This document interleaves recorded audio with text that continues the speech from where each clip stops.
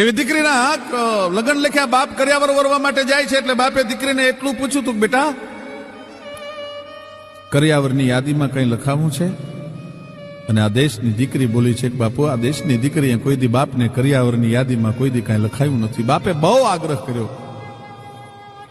સમજણી દીકરી જનેતાના ધાવણને ઘૂંટડે ઘૂંટડે સંસ્કારનું પાન પીને મોટી થયેલી. દીકરીના મોઢામાંથી શબ્દ નીકળ્યા, બાપુ જો આપને બહુ થતું હોય, આપ જો બહુ આગ્રહ કરતા હોય તો એક મારું કામ કરજો. શું બેટા?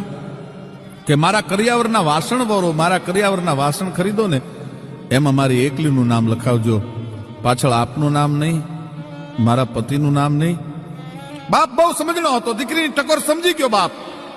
ટૂંકમાં વાત કરું, દીકરી પરણીને જયારે સાસરે ગઈ ત્યારે બધા કરિયાવર જોવા માટે આવે, પણ કરિયાવર જોઈને દરેકને આ વાસણ જોવે એટલે વિસ્મય થાય કે એકલું જ દીકરીનું નામ, બાપનું નામ નહીં, પતિનું નામ પાછળ